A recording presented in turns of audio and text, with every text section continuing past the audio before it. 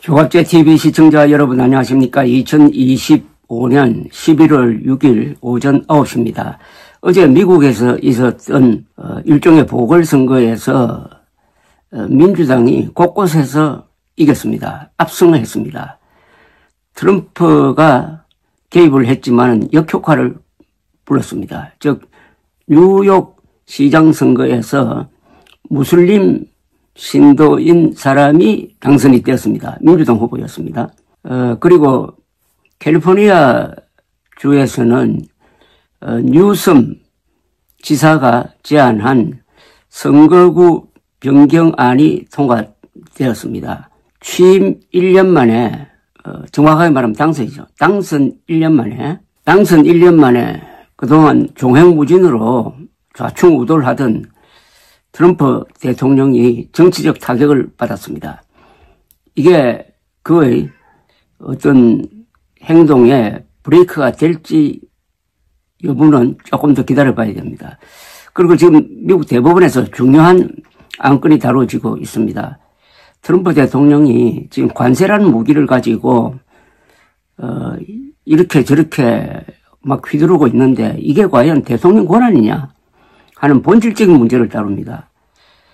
트럼프 대통령은 몇십 년 된 과거에 만든 일종의 경제 비상조치법에 근거해서 그렇게 한다고 하는데 대법원 판사들은 보수 진보를 가리지 않고 거기에 대해서 상당히 회의적입니다. 관세는 기본적으로 의회의 입법 활동에 속한다. 의회가 그런 권한을 대통령에게 부여했다고 볼 수는 없다. 너무 과격하게 관세를 무기화한다. 대통령의 권한을 벗어났다 하는 쪽으로 의견이 모여지면은 지금 걸려있는 이 재판에서 대통령 관세를 무기화할 권한이 없다는 판단이 나올 수도 있습니다. 이제 서서히 트럼프 대통령에게 브레이크가 걸리고 있습니다. 역시 힘이 있는 것은 언론 보도와 그리고 선거 결과와 재판 결과인 것입니다. 그동안 트럼프 대통령은 상상할 수 없는 독재적 행동을 해왔고 그게 미국 국민들의 마음속에 커다란 의문점을 하나씩 쌓아왔다고 봅니다. 백악관의 이스트 윙이라고 그래가지고 동쪽에 있는 부분을 그냥 철거를 해가지고 거기에 또 뭐 다른 시설을 한다고 합니다. 이 백악관에는 손을 대지 않는 거죠. 백악관은 문화재 아니겠습니까? 근데 그걸 대통령이 멋대로 해가지고 한쪽 부분을 부숴버리고 거기에 자기 입맛에 맞는 건물을 만드는 걸 보고 미국 사람들이 이게 보통이 아니구나. 이래서는 정말 왕이 될지도 모르겠구나 하는 그런 공포감을 가지고 있다고 합니다. 이 부분은 한국에서는 그렇게 크게 보도가 되지 않는 부분인데 그런데 트럼프 대통령은 무슨 나이가 많습니다. 그 다음 선거에는 나올 수가 없습니다. 지금부터 본격적으로 힘이 빠질 때죠. 근데 결정적인 변수는 내년 중간선거입니다. 내년 중간선거에서 의회의 분포가 어떻게 되느냐. 지금 상하원을 다 공화당이 장악하고 있는데 그게 바꿔지면은 그 길로 트럼프 대통령은 조기 레임덕에 들어갈 것입니다. 이런 말씀을 드린 이유는 트럼프의 변덕 때문에 고생하고 있는 우리 정부나 우리 국민, 우리 기업이 이제 숨을 돌릴 수 있을 것 같다는 생각입니다. 그래서 지금 관세 협상이 어떤 합의점에 도달하기는 했지만 이걸 집행하는 과정에서 우리가 상당히 발언권을 행사해가지고 미국에 투자하는 수천억 달러가 떼이지 않도록 하는 안전장치를 만들 수 있다는 희망을 갖게 합니다. 그렇다면 이재명 대통령이 트럼프와의 협상에 대해서 너무 서둘지 말고 우리의 국격을 확보하기 위해서 시간을 끌더라도 원칙대로 밀고 나가겠다고 버틴 게 잘 된 것이라고 생각합니다. 우리보다 먼저 합의한 일본보다는 우리의 합의 내용이 더 유리하다는 것만 해도 그렇다고 생각을 합니다. 지난주에 있었던 경주 에이펙 정상회의는 대성공이었습니다. 굵직굵직한 세계적 뉴스가 거기서 나왔습니다. 이재명 대통령과 트럼프 회담에서 원칙적인 합의가 이루어졌고 그 내용도 우리가 상상했던 것보다도 우리에게 좀 안심이 되는 내용이었습니다. 특히 원자력 추진 잠수함을 한국이 건조하는 데 대해서 트럼프 대통령이 동의한다고 명시적으로 이야기한 것은 앞으로 시간이 걸리더라도 일단 우리가 원자력 잠수함이라는 원자력 추진 잠수함입니다. 핵폭탄을 싣는 잠수함이 아니에요. 그런 전략적 무기를 갖게 됐다는 점에서 보수 정권이 하지 못한 것을 좌파 정권이 해냈다. 이렇게 평가할 수 있을 것이라고 생각을 합니다. 그러면 이제 내년 지방선거로 가는 길목에서 여러 변수가 또 생길 것이라고 생각을 합니다. 에이펙 경주회담 이전에는 한국 정치판이 과거의 좌우 대결 구도로 돌아간 듯 했습니다. 특히 정청래의 민주당이 사법개혁이라는 걸 들고 나와가지고 조희대 대법원장 그리고 대법원을 막 몰아붙이는 걸 보면서 우파가 다시 결집하는 모양을 보여주었습니다. 그러나 이재명 대통령이 경주의 성공을 연장시킨 것으로 보이는데 해서 자신의 사법 리스크에 대해서 일종의 정리를 했습니다. 즉 헌법 제84조를 좀 유리하게 해석을 해가지고 헌법 제84조에 따르면은 재임 중인 대통령에 대한 재판은 할 수 없다고 본다라고 일종의 유권 해석을 하고 그러니까 재판 중지법이라든지 이런 거 무리하지 마라 해가지고 당이 꼬리를 내렸습니다. 그렇다면은 사법 리스크를 원천적으로 제거한다는 명분으로 해가지고 뭐 사법부를 혁신한다든지 또는 조희대 대법원장을 몰아낸다든지 하는 그럴 이유가 또 없어져 버렸습니다. 그만큼 정치 긴장도가 약화됐습니다. 이것은 이재명 대통령에게 아주 유리한 그리고 민주당도 본의가 아니지만은 결국 실수에서 벗어나도록 만든 절묘한 수였다고 생각을 합니다. 이렇게 되면 불리해지는 게 국민의힘입니다. 국민의힘은 정청래 민주당이 무리를 해야 좌우구도로 가니까 유리해지는데 이렇게 이재명 대통령이 실용 정치로 돌아가면은 지금 극우화되어 있는 국민의힘은 설 자리가 없는 것입니다.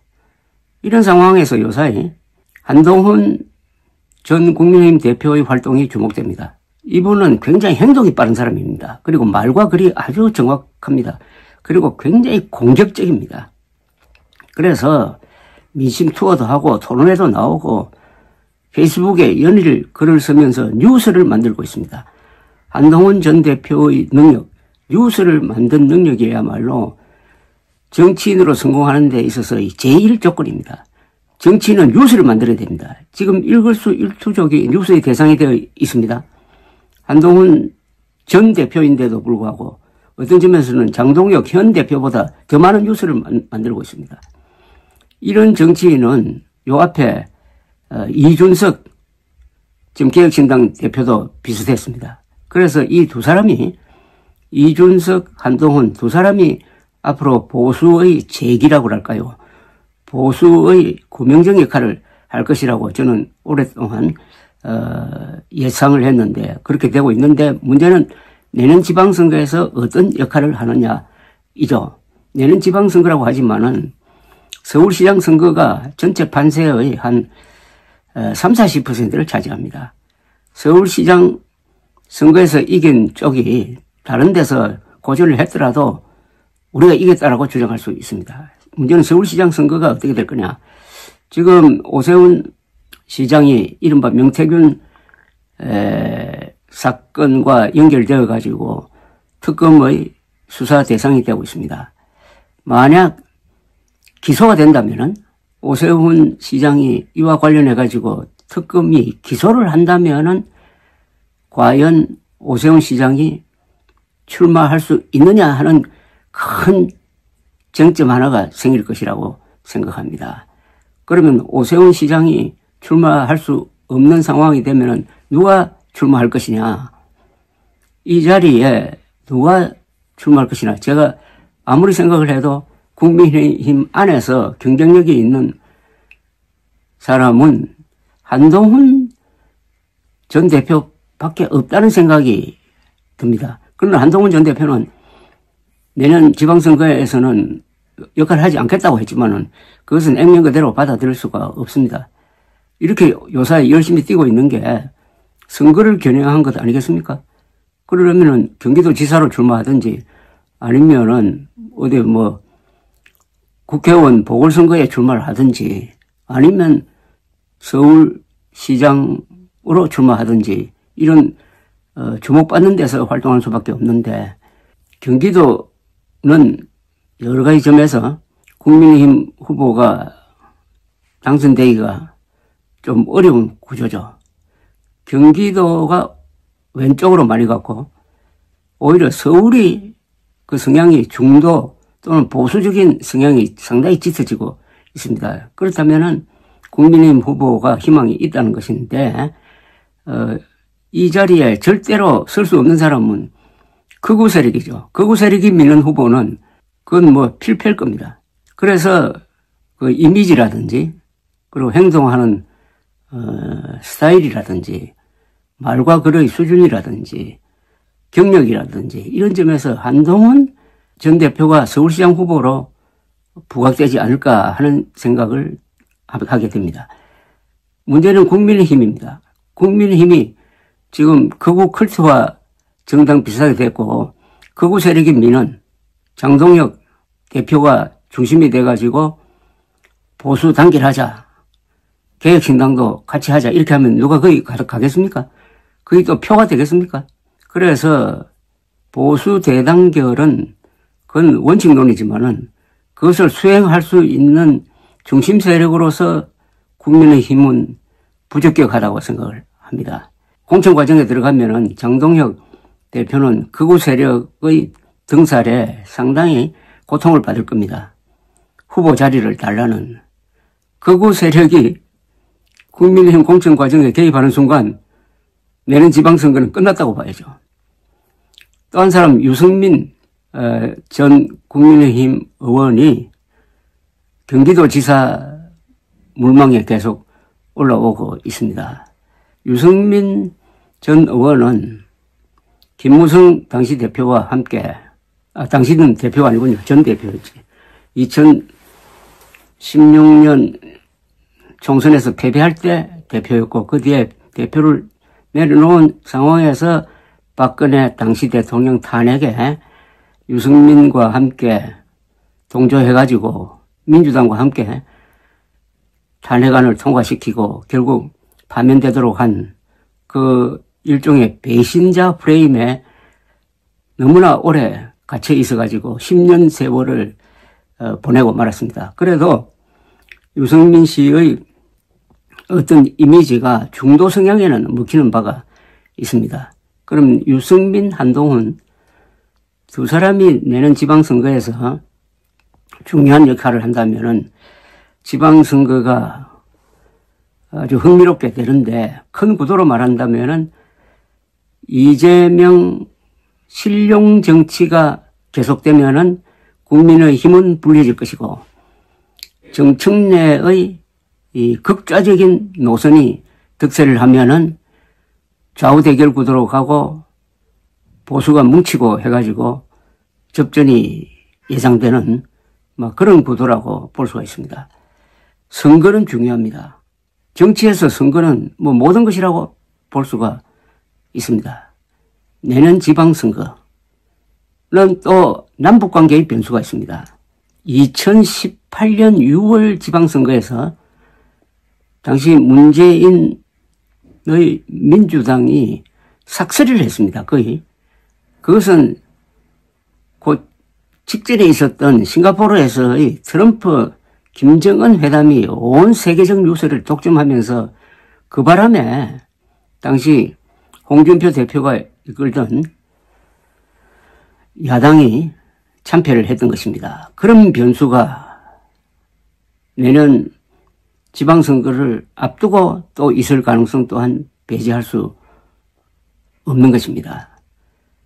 더 간단하게 이야기하면은 이재명의 국익 중심의 실용 정치가 국민들에게 먹히느냐 아니면은 보수 대단결이 이루어지느냐의 변수입니다.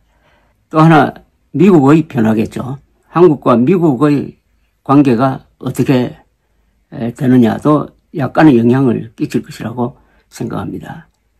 그래도 한국의 정치는 선거를 중심으로 해서 돌아갑니다.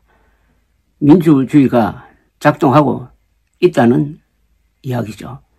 저는 이번 경주 에이펙 정상회의를 계기로 해가지고 이제 AI 강국이 되자, AI 선도국이 되자 하는 새로운 화두가 거대한 비전이 만들어졌다는 데 대해서 이재명 대통령의 국익 중심 실용 외교가 한 걸음 더 나가서 국익 중심 정치로 업그레이드 될 수 있는 가능성을 봅니다. 감사합니다.